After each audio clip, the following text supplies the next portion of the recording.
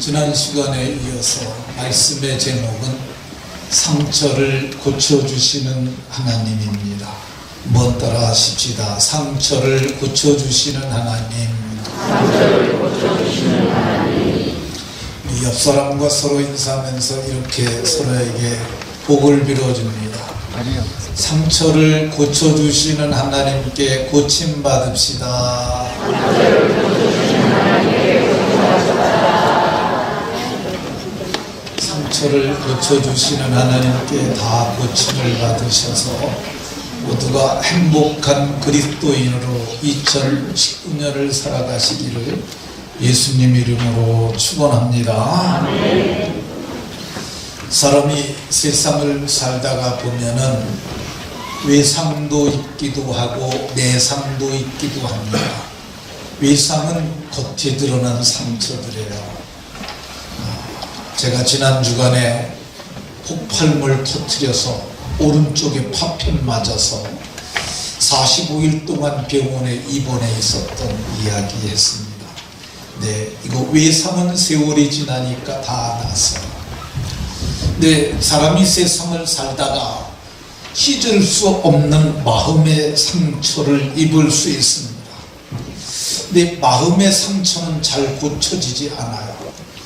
오늘 3절에 상심한 자들을 고치시며 하나님이 고쳐주시는데 이 하나님께 고침을 받지 않는 사람들이 있어요. 그런 사람들은 상처를 그냥 가지고 사는 거야. 근데 상처를 가지고 사는 것이 성경은 어리석은 일, 우매한 일이라고 이렇게 말해요. 시편에 내 상처가 썩어서 악취가 나는데 이것은 내가 우매한 까닭이라고 얘기를 합니다. 이거 고치면 되는데, 고침받으면 되는데 고치지 않고서 내 속에서 상처가 썩어서 악취가 나도록 내버려두니 내가 어리석다고 얘기를 합니다. 이 마음의 상처가 썩어서 악취가 나면 어떤 일이 일어나느냐, 그 사람 옆에 있는 사람들이 다 불편해요. 왜 그러냐면 악취가 나니까 이 인간관계를 잘 못해요.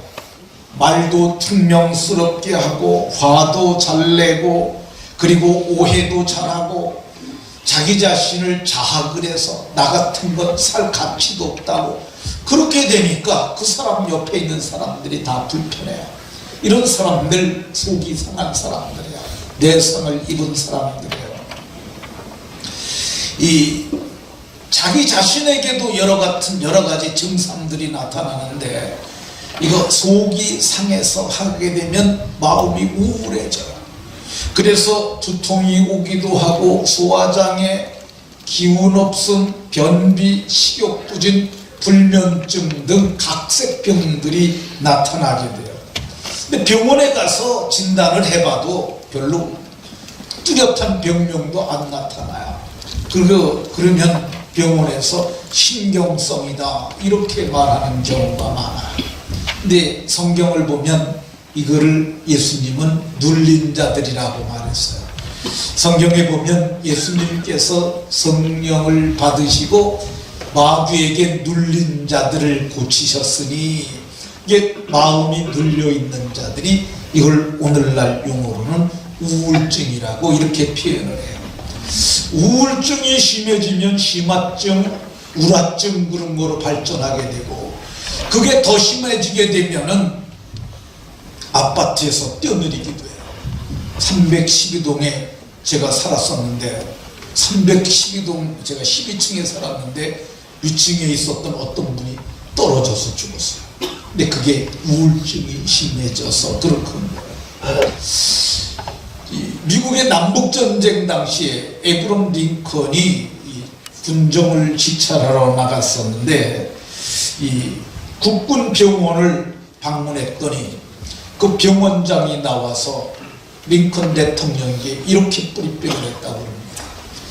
우리 병원은 외과적 의술이 뛰어나기 때문에 어떤 중상자들이라도 오기만 하면 거의 완전하게 고쳐냅니다. 참 훌륭한 거죠. 근데 얘기하는 중에 한 군의관이 뛰어왔어요. 와가지고 병원장님, 며칠 전에 수술을 해서 완전하게 고쳤던 그 병사가 병원 옥상에서 그만 떨어져서 자살하고 말았습니다. 근데 그에게는 외과적 상처보다 더 큰 게 심한 내상을 입었던 것을 볼 수가 있습니다. 그러니까 이 상처를 그냥 가지고 살아가는 것은 우매한 거고 어리석은 거야. 어떻게 해야 되느냐? 치유해야 합니다. 상처를 고쳐야 돼요. 그러면 이 상처를 어떻게 고쳐야 할까? 스스로 고쳐야 합니다. 스스로. 우리에게는 의지라고 하는 게 있어요. 예, 상처를 부둥켜 안고 울고 이렇게 쪼그리고만 있어가지고는 이게 회복이 안 돼요. 그냥 스스로 용기를 내는 거야. 다윗이라고 하는 사람이 사울을 피해서 가드왕 아기스라는 왕에게 가서 피난살이 할 때 어떤 일이 있었느냐 하면요, 다윗에게 속한 식구가 몇 명이었느냐 하면 가을아 몇 명? 600명이나 되었어요. 용사가 600명. 근데 5인 가족 하면 몇 명일까? 3,000명이나 되었어요. 그래서 공성, 비어있는 성 시글락을 빌려가지고 거기서 그걸 수리하고 거기 살았어요. 근데 가드왕이 다윗을 불렀어요. 너 우리나라에 와서 사는데 그냥 공짜로 살래냐? 나하고 같이 전쟁 좀 하러 가자. 그래서 다윗이 전쟁터에 불려갔는데 사흘 만에 오니까 아말렉이 와서 다 불살르고 다 훔쳐가고 다 뺏어가 버렸어요. 자식도 데려가고 짐승도 데려가고 아내도 데려가고. 그러니까 그 600명의 사람들이 울 기력이 없도록 통곡을 하고 울었어요. 울다가 이제 나중에 화가 나기 시작을 했어요. 그게 뭐냐면 대상상실 분노라고 그러는 건데, 이 아말렉이 없으니까 누구에게 대신 화가 났냐면 다윗에게 화가 났어요. 그게 다윗에게 돌을 들어 치려고 그거 했는데, 사실은 다윗도 피해자죠. 다윗도 자기 아내 아비가일도 잃었고 그 소유물도 양떼도 다 잃었는데 돌을 들어 치려 하니까 다윗이 크게 다급했지만은 여호와를 힘입고 용기를 얻었다. 그러니까 하나님을 힘입고 용기를 얻어서 그 상처를 딛고 일어서게 되면 더 훌륭한 사람이 더 온전히 치유되는 줄로 믿으시기 바랍니다. 그게 우리에게 주신 치유약이에요. 영화 터미네이터라고 하는 영화가 있습니다. 이 터미네이터라는 말이 종결자라는 뜻이에요. 명과 암의 그 분계선도 터미네이터라고 얘기를 하고, 터미네이터라고 하는 유명한 영화가 있는데 그 영화의 여주인공이 터미네이터라고 해요. 그 터미네이터를 보게 되면 터미네이터가 인조인간이 총을 맞아도 금방 자기가 자기를 치유해요. 자기 치유 능력이 있어요. 한번 영상을 보시겠습니다.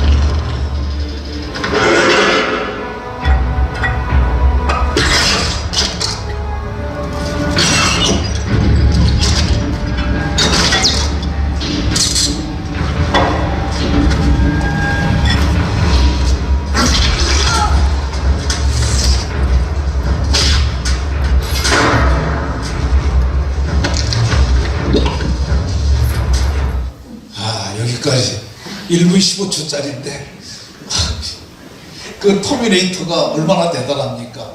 그 하나는 구형이고 하나는 신형인데, 균형 터미네이터는 얼마나 치유 능력이 뛰어난지 몸이 쪼개졌는데 그게 파이프가 여기 박혀 있는데 쭉 빼내니까 이게 또다시 만취가 되잖아요.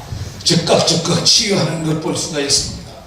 스스로 딛고 일어서는 능력이 우리에게 필요한 줄로 깨달으시기 바랍니다. 울고 있지 말고 스스로 일어서야 해요. 제가 상처라면 상처를 받았던 적이 있습니다. 지금으로부터 한 30년 전에 저는 시골교회에서 목회하고 있는데 서울에서 목회하고 있던 제 친구 목사 김봉수라는 친구가 왔어요. 아이들 데리고 수련회 와서 제 교회 하면서 시간 있으니까 제 서재에 함께 앉아서 얘기를 하는데 그 친구는 서울에 있으니까 그 컴퓨터 같은 거 전공한 학생들 많이 있으니까 뭐 여러 가지 이론이나 기술들을 알고 있잖아요. 제 컴퓨터를 보면서 야 이것도 못하냐 야 이것도 못하냐.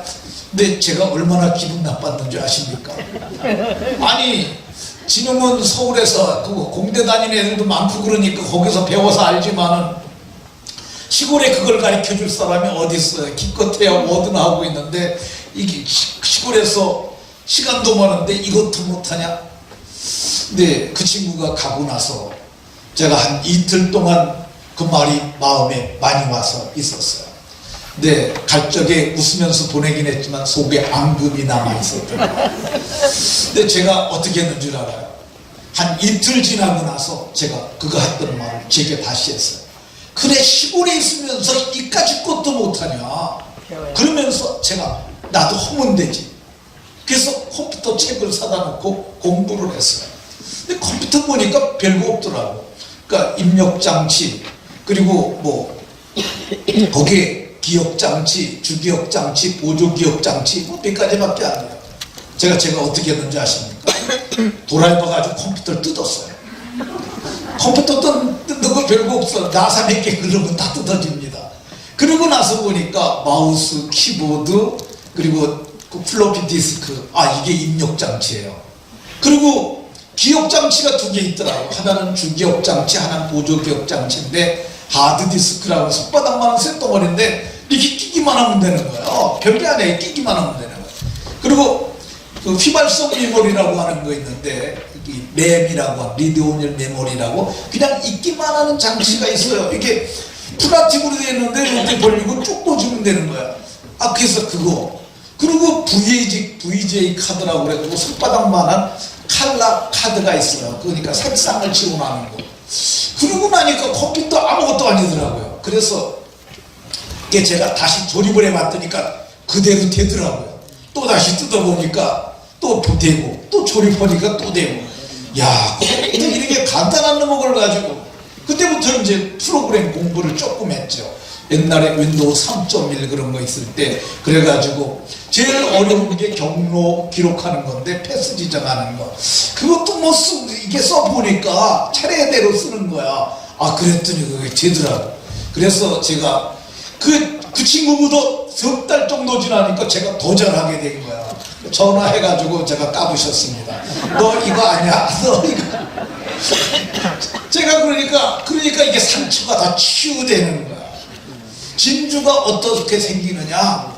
이 보면 진주 조개 속에 진주가 나오는데 거기에 모래알이 들어간다고 그래요. 그러면 이게 상처가 나잖아요. 근데 상처에서 낙하라고 하는 진주액을 내뿜게 되면 그게 결정으로 발전하기 시작한다는 거야. 계속 그걸 갖다가 이렇게 내뿜게 되면 나중에 영롱한 진주가 된다는 거야. 근데 그걸 그냥 모래알을 그냥 주게 되면 염증이 생겨서 그게 죽는데요. 그게 죽는 게 있고 영롱한 진주를 만들어내는 게 있는데 유럽에서는 딸이 시집갈 때 진주를 준대요. 그게 이 진주의 또 다른 이름이 얼어붙은 눈물이라고 그러는데 내가 시집가서 힘들지라도 내가 잘 견뎌내면 네 인생이 영롱한 진주와 같은 인생이 될 것이다. 이렇게 한다는 것이죠. 그러니까 우리가 세상 살면서 힘들고 어려워도 어려운 일을 당하고 마음이 아픈 일이 당하도 툭툭 털고 일어나는 거야. 김봉수가 서울에서 공대생들 밑에 있어서 제가 집에서 며칠 하니까 한 석 달 하니까 충분히 넘어설 수 있겠더라고요. 또 여러분들도 넘어서게 되면 모든 상처가 다 치료되는 줄로 믿으시기 바랍니다. 두 번째, 상처를 어떻게 치료하느냐? 용서하는 거야. 예수님이 말씀하셨어요. 너희가 누구에게든지 혐의가 있어도 용서해라. 그래야 하늘에 계신 너희 아버지께서도 너희를 용서해 주실 것이라고 약속하셨어요. 용서하라, 그리하면 너희가 용서를 받을 것이라. 누가도 동일한 말씀을 그렇게 기록했어요. 그러니까 우리가 상처를 내게 준 사람을 용서하게 되면 내가 치유를 받게 되어 있습니다. 용서는 큰 자가 하는 거야. 용서는 큰 자가 하는 거야. 미국에 어떤 믿음이 좋은 집사님이 계셨어요. 근데 그에게 믿음 좋은 아들이 또 하나 있었어요. 근데 어느 날 그 아들이 이 옷이 시궁창물에 다 뒤집어 써서 범벅이 돼가지고 울면서 가방을 들고 들어왔어요. 그래서 너 왜 그랬니? 그랬더니 학교 갔다 오다가 애들하는 친구가 자기를 때리고 자기를 시궁창에 던졌다는 거예요. 그래서 자기가 이렇게 됐다고. 그러면서 이 엄마한테 얘기를 했어요. 근데 엄마가 그 얘기를 듣고, 그래서 넌 어떻게 했어? 그랬더니 그 아들이 이렇게 말했어요. 나는 용서해 줬어요. 아무 반응이 없으죠. 이게 용서해 준 게 큰일입니다. 그러니까 왜 우리가 용서할 수 있느냐 하면, 용서는 큰 자가 하는 건데 우리는 이미 하나님의 자녀가 되어 있기 때문입니다. 요한 사도는 이렇게 말해요. 보라, 아버지께서 어떠한 사랑을 우리에게 베푸사 하나님의 자녀라 일컬음을 받게 하셨는가. 감격에 겨워서 하나님을 아버지라고 얘기를 하고 놀라운 사랑을 우리에게 베풀어 주셨음을 그가 말하는 걸 볼 수가 있습니다. 우리는 그 큰 사랑을 받음으로 하나님의 자녀가 되었어요. 그게 뭐냐면 우리가 하늘나라의 귀족이 되었다는 거예요. 로얄 패밀리가 되었어요. 그러니까 우리가 하나님의 귀족이 되었으니까 우리가 세상 사람들 능히 용서할 수 있는 줄로 깨달으시기 바랍니다. 사도 베드로는 너희는 택하신 족속이요 거룩한 나라요 그의 소유된 백성이고 왕같은 제사장이라. 왕같은, 왕과 방불한, 왕과 동등된 제사장이라고 이렇게 말해요. 왕이 죄수들을 사면하지 않습니까? 내 죄를 사하노라. 마찬가지로 내가 나에게 해를 입혔지만은 내가 너를 용서하노라. 그리고 용서하는 거야. 용서하는 사람이 큰 자가 되는 줄로 믿으시기 바랍니다. 용서할 때 나도 치유받고 용서받는 사람들도 치유받을 수 있어. 한 사람 얘기하고 제가 마치도록 하겠습니다. 통합 측에서 목회하시는 목사님이신데 이분의 얘기를 제가 다른 사람을 통해서 얘기를 들었어요. 근데 이분은 아버지가 어렸을 적에 술을 자주 드시고 어머님을 때리시는 그런 가정에서 자랐어요. 근데 어머니가 이 아버지에게 매를 맞을 때 엄마는 이방 저방 쫓겨다니셨고 아버지는 혁주로 어떤 때는 방망이를 들고 아버지를 쫓아다닐 때 자기는 그게 무서워가지고 이불을 뒤집어 쓰고 혹은 요를 뒤집어 쓰고 방구탱이에서 벌벌 떨고 있었다는 거예요. 근데 자기가 점점 커졌어요. 근데 이제 조금 자기가 커졌을 때 어느 날 아버지가 또 어머니를 때리는데 그렇게 맞다가는 엄마가 죽을 것 같더래요. 그래가지고 쫓아가서 아버지 팔을 잡았어요. 아버지, 엄마 때리지 마세요.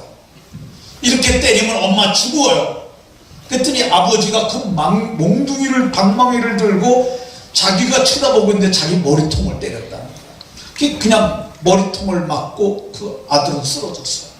근데 아들이 쓰러지니까 아버지는 그냥 놓고 나가버리고, 그러니까 머리에서 피가 흐르는데 그 아들을 엄마가 안고 피를 닦고 그러는데 자기가 이 얼굴이 뜨뜻해져서 눈을 떴대요. 보니까 엄마의 눈물이 떨어지는데 세상에서 우리 엄마가 가장 불쌍하다는 생각이 들었대요. 그래서 자기가 마음을 단단하게 먹었대요. 내가 커서 아버지보다 힘이 더 세지면 내가 아버지를 죽이고 나도 죽을 거다. 그리고 그 다음부터는 아버지를 아버지라고 부르지 않습니다. 그리고 아버지가 무슨 말을 해도 듣지 않아요. 그리고 한 집에서 아버지하고 서로 원수처럼 말도 안 하고 그러고 사는 거예요.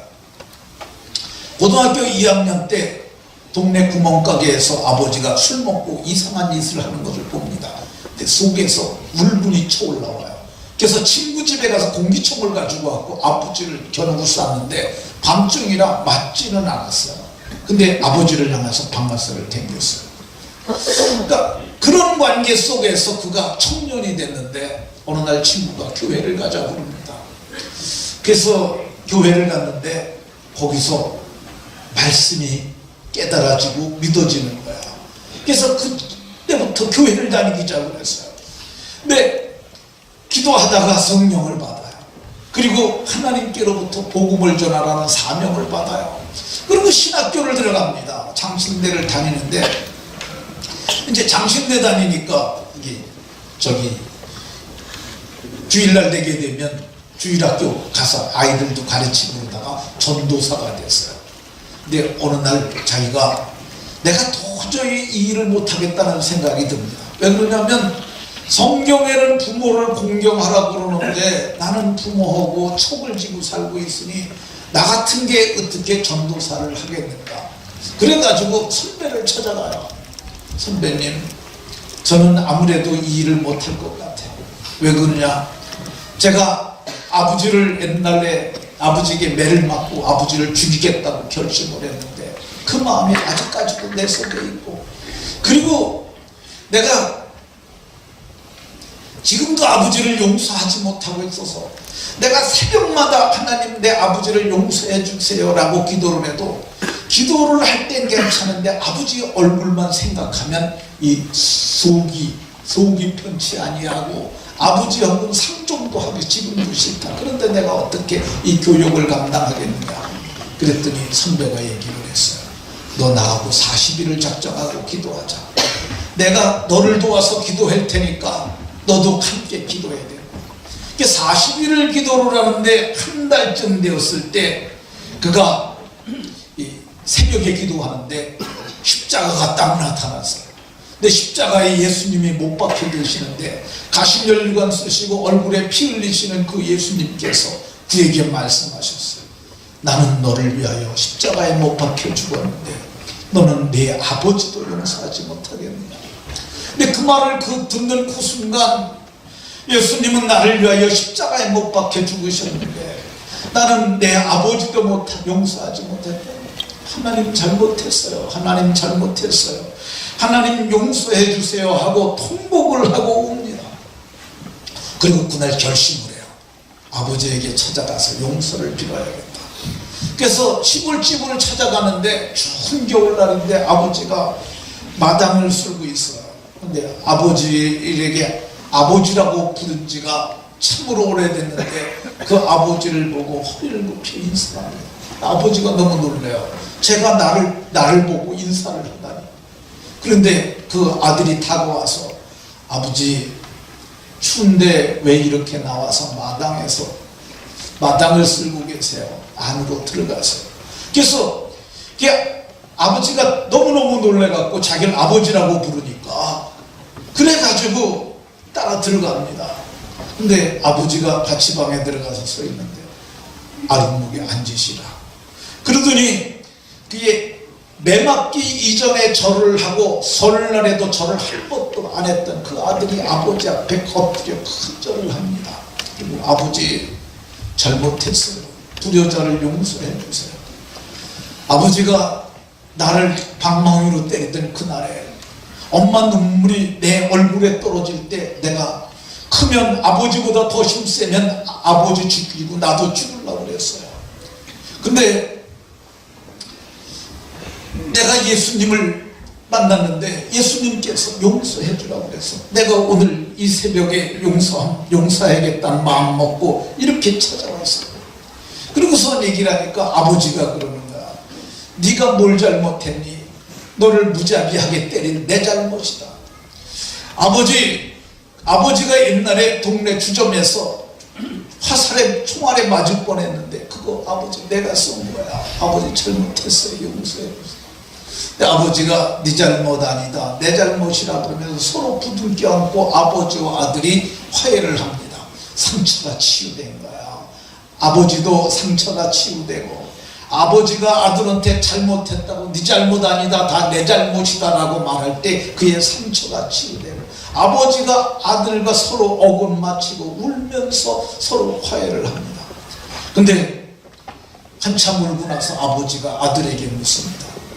너 왜 내게 와서 이렇게 잘못했다고 하게 된 이유가 뭐냐 그랬더니, 내가 아버지를 용서한다고 마음을 먹어도 용서가 안 돼가지고 기도했는데 오늘 새벽에 십자가에 못 박히신 예수님이 피를 철철 흘리면서 나타나셔서 내가 너를 위하여 죽었는데 너는 네 아버지도 용서하지 못하느냐 이렇게 말씀하셔서 제가 오늘 용기를 내서 아버지 용서하러 왔어요. 아버지 잘못했어요. 네. 그때 아버지가 물었어요. 진짜 예수님이 그래요? 진짜 그랬어? 진짜 네가 믿는 예수님이 그래요? 네, 진짜 그랬어. 진짜 네가 믿는 예수님이 네 아버지 용서해 주라고 그랬냐?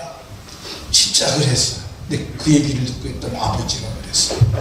네가 믿는 예수, 이제 나도 믿겠다. 그래서 아버지가 그날 결심을 하고 예수님을 믿는 하나님의 사람이 됩니다.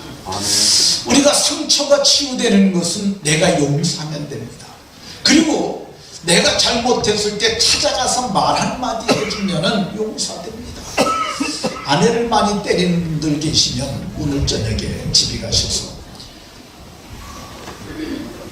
꽃 한 송이 사가면 더 좋겠고, 그것이 없다 할지라도 아내를 붙잡고 이렇게 한번 말해 보십시오.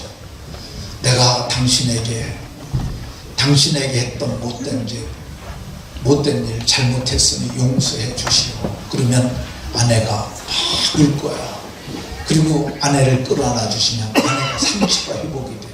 그렇게 되면 아내가 안색이 바뀌고요, 피부색이 달라지고요, 그리고 삶이 달라지고요, 슬퍼하지 않냐, 그다음부터 기뻐지고 가정이 꽃동산으로 변하게 됩니다. 이 상처를 갖고 살아가면 서로 악취가 나요. 근데 성경은 뭐라고 얘기를 하냐면 상처를 하나님이 고치신다는데, 하나님이 의지를 우리에게 주셔서 의지로 고치게 하시고, 하나님이 우리에게 말씀을 주셔서 우리가 용서함으로 고치게 하는 줄로 믿으시기 바랍니다. 예수님께서 마태복음에 이렇게 말씀하셨어요. 너희가 땅에서 풀면 하늘에서도 풀리고, 이 땅에서 푼다는 말이 내가 용서해 준다는 거야. 그럼 하늘에서 하나님도 용서해 주신다는 거야. 땅에서 너희가 매면 정죄하면 하늘에서 또 정죄한다고 말씀하셔요. 오늘 우리가 용서하면 모두가 화목하고 아름다운 인생이 될 수 있음을 말합니다. 사는 날 동안 정죄하지 않고 용서함으로 아름답고 행복한 삶을 살아가시기를 예수님 이름으로 축원합니다. 기도합니다.